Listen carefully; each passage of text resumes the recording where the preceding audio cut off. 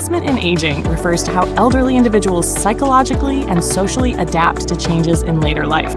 Let me begin by discussing adjustment in aging, specifically in relation to family change. Family changes can be defined as shifts resulting from increased life expectancy and multi-generational family spans, which may lead to longer periods of caregiving and stronger emotional bonds. Additionally, factors such as low birth rates, divorce, and remarriage contribute to more complex family structures, which can significantly affect. In Malaysia, the prevalence of family changes is reflected in the declining fertility rate and increased life expectancy, both of which contribute to shifts in family dynamics. In many Asian countries, it is common for elderly individuals to live with extended family members and serve as a form of social and financial security, much like a form of life insurance. The etiology of these family changes includes increased life expectancy, migration, low fertility rates, and the rising incidence of divorce and remarriage. These factors may lead to a reduction in familial support for the elderly and contribute to greater feelings of loneliness and social isolation. Moving on to the clinical features of elderly individuals experiencing adjustment difficulties due to family changes.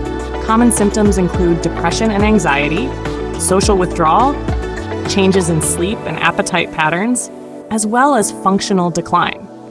These manifestations reflect the emotional and psychological strain that can result from reduced family support, loss of meaningful roles, or disruptions in long-standing relationships. Medical management is important to help elderly people adjust to family changes. This includes giving information and support to caregivers through psychoeducation and counseling. Home-based care and community services can help meet daily needs. Reminiscence therapy, which encourages talking about past experiences, can improve mood and reduce loneliness. It's also important for healthcare providers to work together to make sure the elderly receive complete and consistent prognosis. Elderly people who receive strong family support often have better mental health and a higher quality of life.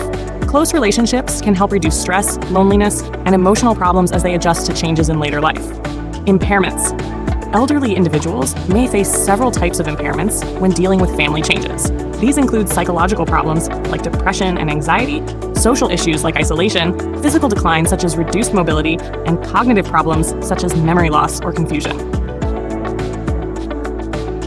Several theories help explain how elderly people adjust to family changes in aging. The activity theory suggests that staying active and involved in social activities helps promote better aging and well-being. In contrast, the disengagement theory explains that some elderly individuals naturally withdraw from social roles and relationships as they age. Lastly, the life course theory looks at how early life experiences, social roles, and transitions over time influence how a person adjusts in. Next, another topic in adjustment in aging is functional decline. Functional decline is a prevalent and complex issue in aging, linked to increased risks of illness, disability, and death, and can be evaluated through both subjective and objective measures. Subjective functional decline means a person feels they have trouble doing everyday tasks or moving around. Objective functional decline is measured by tests that check how well a person can do tasks, such as movement problems like apraxia or walking speed. These are the prevalence rates of functional decline among the elderly across Asia, Europe, and the United States of America. For etiology, in older adults, functional decline can happen due to aging, long-term illnesses, sudden health problems, or they're living in social situations. Common risk factors of functional decline include falls, sudden illnesses, confusion, memory or mood problems, side effects from medicines, poor nutrition, skin sores, trouble moving due to incontinence, and long-term diseases like arthritis, Parkinson's disease, dementia, heart failure, and cancer. Rehabilitation medicine suggests focusing on ways to help older adults stay active by improving their strength, skills, and environment to support their daily activities. Helping an older adult stay healthy and independent starts by carefully checking their health and managing any illnesses. Then we look at their body, mind, and social life to see how they're doing overall. Together with them, we set goals that matter to them and are possible to reach. They get the right treatments, healthy habits, and nursing care based on good research. If needed, we add helpful tools or change their surroundings to make daily life easier. We also connect them to community services for extra support. Families who care for them get guidance too. And when living at home is hard, we help find better or supported housing options.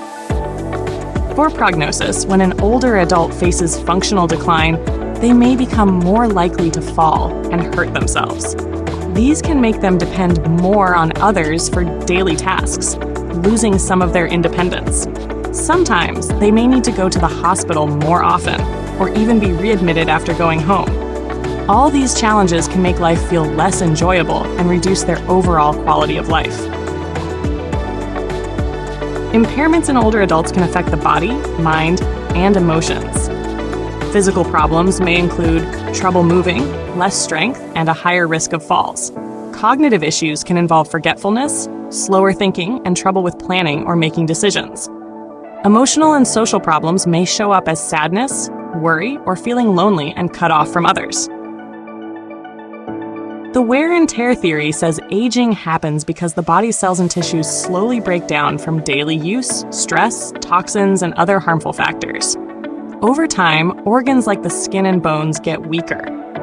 The nervous system also declines because nerve cells can't be replaced, leading to reduced function as these cells are lost. The free radical theory says that harmful molecules called free radicals can damage cells and their DNA over time. This damage can make cells work poorly and divide less. Studies have linked this process to diseases like Alzheimer's, dementia, heart and lung problems, digestive issues, and cancer.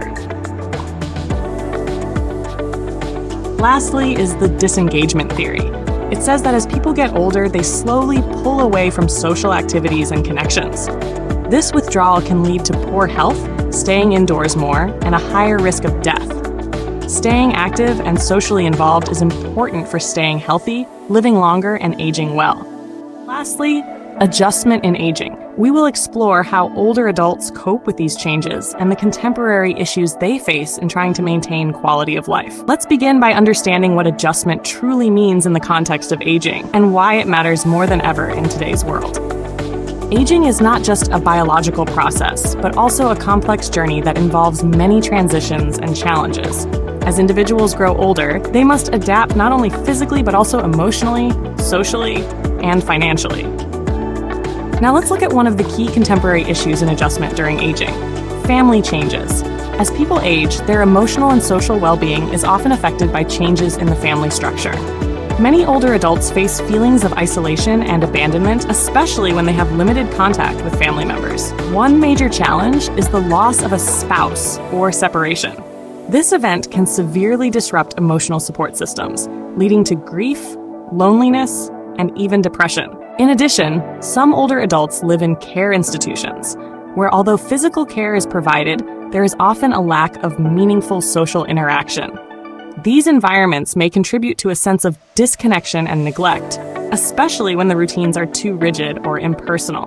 Lastly, we must highlight the importance of supportive social connections. Studies show that strong relationships and regular interaction with others can significantly enhance well-being among the elderly. Key components include the level of social integration, actual support received, and the quality of those relationships. The article highlights the critical yet often overlooked issue of elder abuse, framing it as a serious public health and social problem that is still neglected globally. It emphasizes the important role of family members, caregivers, and healthcare professionals in recognizing and reporting signs of abuse, particularly changes in an elderly person's behavior, physical condition, or environment.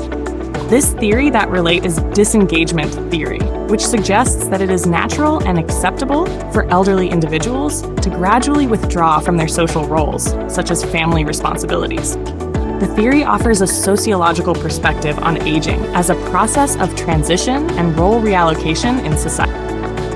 Now let's look at one of the major contemporary issues in aging: functional decline. As people age, it's common to experience both physical and cognitive decline. This can greatly affect their ability to function independently and lowers their quality of life. Many older adults end up living in nursing homes or long-term care facilities.